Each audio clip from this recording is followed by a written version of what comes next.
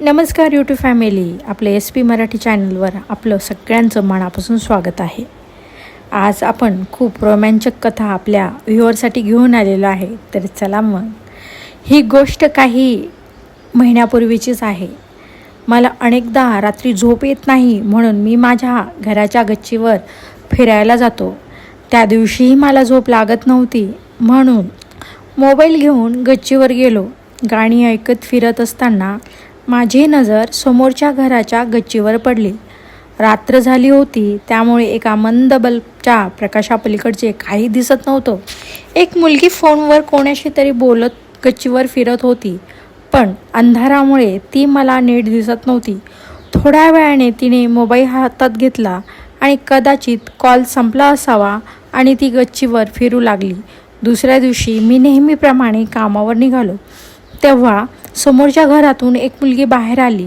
अरे, हे काय अप्रतिम होतं तिचं.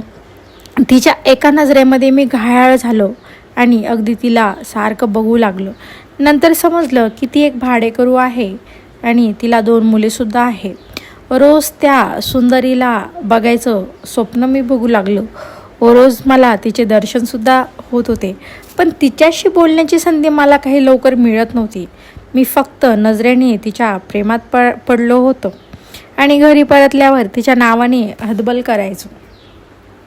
एकदा संध्याकाळी मी बाजारातून काही सामान घेऊन येत होतो तेव्हा रस्त्यावर खूप गर्दी झालेली होती.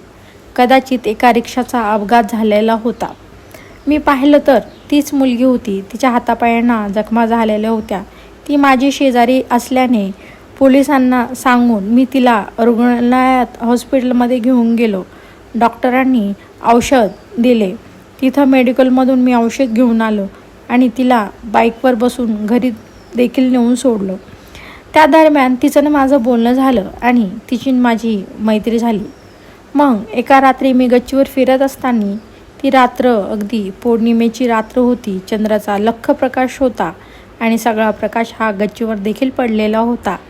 तर ती, आता मला समजलं ती एक विवाहिता आहे, तिला 2 मुलं देखील आहेत. तर मी तिला डायरेक्टली वहिनी म्हणू लागलो आणि ती वहिनी जी आहे तर गच्चीवर आली आणि माझ्याकडे बघून हसू देखील लागली आणि फोनवर सुद्धा बोलू लागली.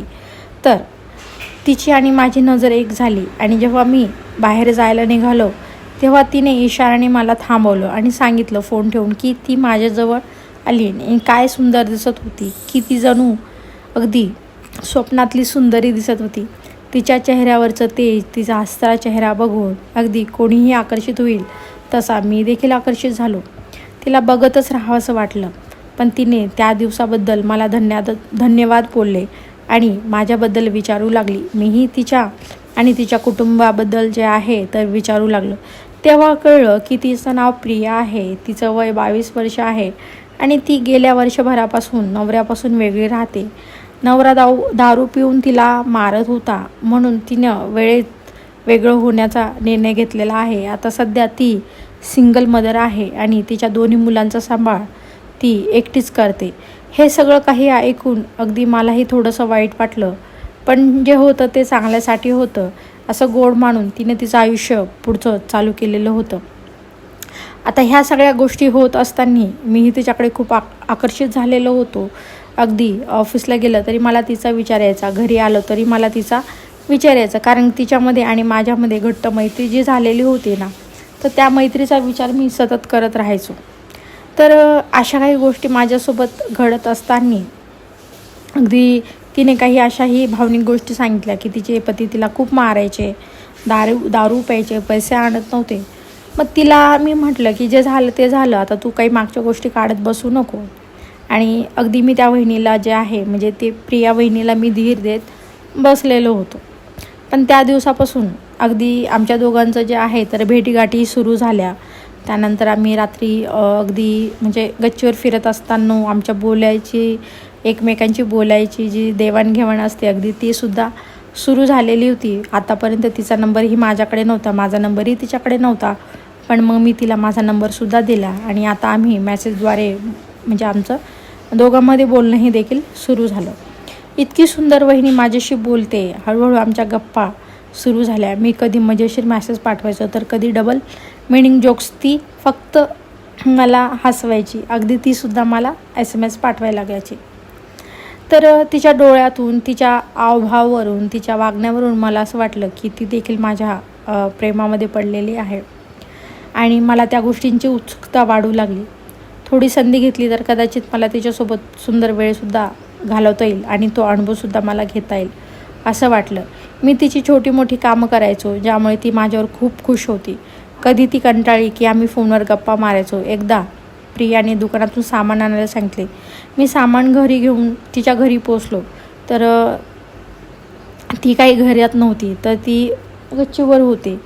मग तिने अगदी म्हणजे ती ज्या याच्यामध्ये होती ती तिचं काम करत होती आणि घरातले कामं करत असताना वर गच्चीवर होती, तर तिचे झाड लोट वगैरे चालू होतं आणि ती पूर्ण अगदी घामाने भिजलेली होती. आणि तिचं तसं रूप बघून अगदी माझ्या मनात नको त्या भावनासुद्धा यायला विचार झाला. आणि मनामध्ये एकच गोष्ट आली की किती सुंदर आहे ना, असं वाटत नाही की हिचं लग्न झालं, हिला 2 मुलं आहे. पण काय करणार, नशीब आहे जे आहे, नशिबापुढे कोणाचं काही चालतं का. आणि अगदी थोडंसं माझ्या मनामध्ये बऱ्याच काही गोष्टी पण येऊ लागल्या. मी तिला हाक मारली, ती वळली आणि व्यक्तित्व बाहेर यायला आतुरलेले मला दिसले. 2 मुलं असूनही ती कमालीची दिसत होती. तिने माझ्याकडे पाहून नेहमीसारखी हसली. मीही हसलो. तेव्हा तिची नजर माझ्या पॅन्टकडे गेली आणि तिची भावना लपत नव्हती. मला पण लाज वाटली, पण तिने तिथे मला थांबून चहाला बोलवलं. मी लाजत बेडवर बसलो आणि भावनेला लपवायचा प्रयत्न करत राहिलो. ती किचनमध्ये गेली चहा करत, माझ्याशी बोलत होती आणि ती मागून तिच्या दिसणाऱ्या व्यक्तिमत्वाकडे पाहत होती. प्रिया म्हणाले, काय झालं, काय लपवतोय. मी म्हणालो, काही नाही वहिनी, काहीच नाही प्रिया. ती म्हटली, मला वहिनी नको म्हणत जाऊ, मला प्रिया म्हणत जा. मी काय खूप मोठी नाही आहे, तू आणि माझ्या वयामध्ये काय जास्त 1-2 वर्षाचा फरक असेल. तर मी म्हटलं, ठीक आहे प्रिया. तर तेव्हा तिने विचारलं की तुझी कोणती तरी गर्लफ्रेंड आहे का. तर मी म्हटलं, नाही, अजून तरी नाही. तर ती म्हटली, तू इतका छान आहे, सगळ्या गोष्टी चांगल्या आहे, तर मग तुला गर्लफ्रेंड कशी काय नाही. तर मी म्हटलं की माहीत नाही, पण खरंच नाही आहे. मग अशाच आमच्या गप्पा रंगल्या आणि अगदी तिच्याशी बोलता बोलता कधी वेळ गेला समजलंच नाही. तर ती रात्रही आमची अशीच गेली. तिने माझी जी झाकलेली भावना होते ती बघितली आणि ती हसली आणि चहाचे 2 कप घेऊन माझ्या बेडवर बसली. प्रिया म्हणाली, अच्छा. तिच्या डोळ्यात खटाळपणा होता. मी हिम्मत करून म्हणालो, मला तुम्ही खरंच खूप आवडता आणि मला अशा सुंदर स्त्री ज्या आहेत तर खरंच खूप आवडतात. तर प्रिया म्हणाली, काय पाहिलंस माझ्यात, असं मी म्हणालो. सांगू का, रागवणार तर नाही ना. तर प्रिया म्हणाली, नाही रागवणार, सांग बघू. मी म्हणालो, मला तुमचे जे व्यक्तिमत्व आहे ते खूप मोहक वाटतं आणि तुमचा चेहरा तर खूप हास्य आहे.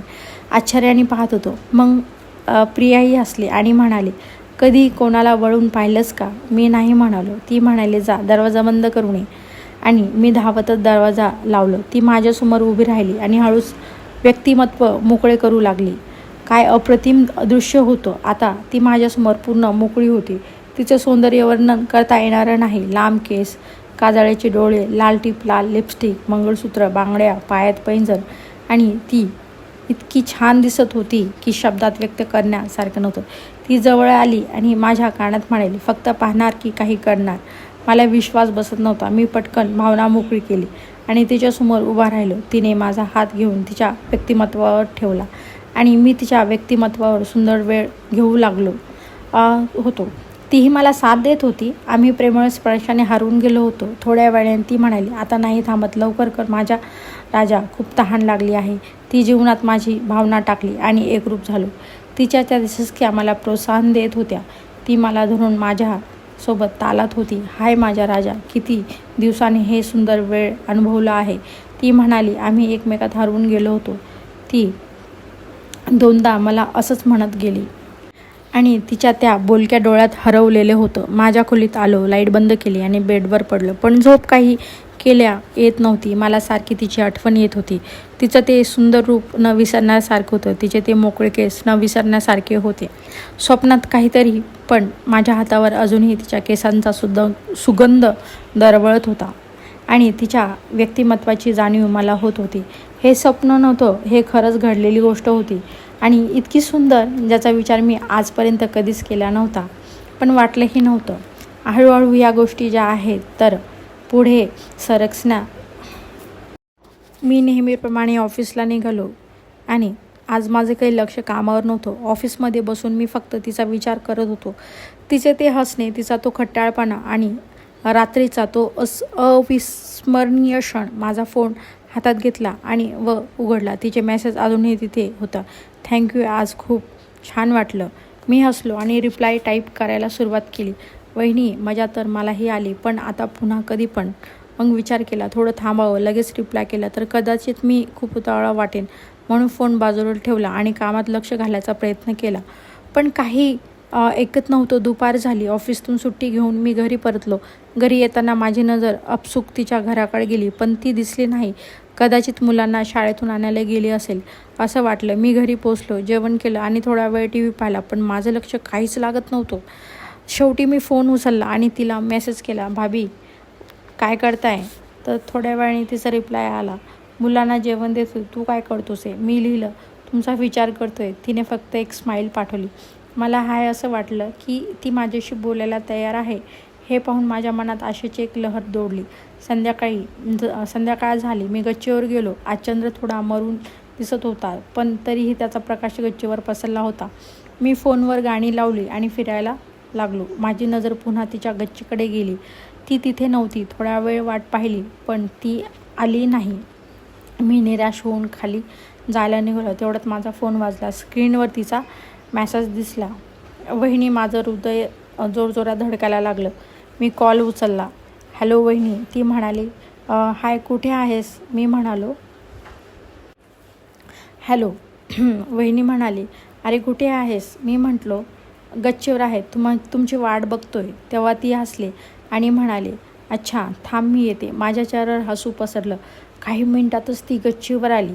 आज तिने लाल साडी नेसली होती आणि तिचे लांब केस मोकळे सोडलेले होते. चंद्राच्या प्रकाशात ती जणू एखादी सुंदरी अप्सरा दिसत होती. मी तिच्याकडे पाहतच राहिले. ती जवळ आली आणि म्हणाले, काय पाहतोस? ससा मी आणि हसलो. पाहत राहावं असं वाटतंय वहिनी तुम्हाला.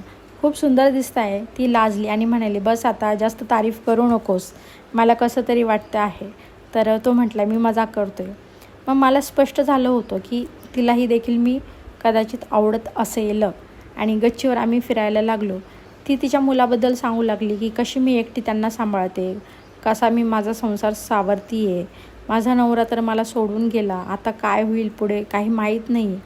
पण तेव्हा तिच्या बोलण्यातून एकदम असा एक भावनिक स्पर्श मला आठवत होता की एकटी स्त्री कसं काय त्यांच्या मुलाला सांभाळू शकते, सगळं काही ती मॅनेज करू शकते. पण खूप काही स्वप्न मनात येत असतानाही तर मलाही अगदी हिच्यासारखीच बायको मिळाली तर माझ्या देखील आयुष्याचं कल्याणच होईल. पण ज्याला आहे त्याला त्याची किंमत नसते आणि ज्याच्याकडे नाही तो फक्त त्या गोष्टीसाठी तुळतुळ करतो. अशा बऱ्याचशा गोष्टी माझ्या मनात येऊ लागल्या आणि अगदी हा विचार असताना ती मला म्हटली, अरे कशाचा विचार करतो? मी म्हटलं, नाही वहिनी, मी कशाचा विचार करत नाही.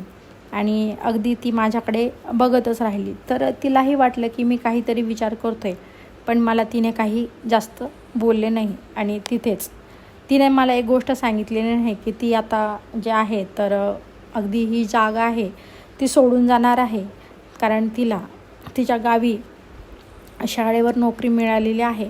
पण तिला असं वाटलं की पण ती मला म्हटली की उद्या कदाचित मी गच्चीवर दिसणार नाही आणि मला ती गोष्ट मजाकमध्ये वाटली. पण जेव्हा मी दुसऱ्या दिवशी गेलो तर तिच्या घराला कुलूप होतं आणि ती गच्चीवर नव्हती. असा काही आमच्या प्रेमाचा शेवट झालेला आहे. तर मित्रांनो, तुम्हाला आजची कथा कशी वाटली नक्कीच कमेंट करून सांगा. आणि तुम्हाला जर अशा कथा ऐकायला आवडत असेल तर आपल्या चॅनलला लाईक आणि सबस्क्राईब करायला विसरू नका. चला मग भेटूया अशाच नवनवीन व्हिडिओमध्ये. धन्यवाद.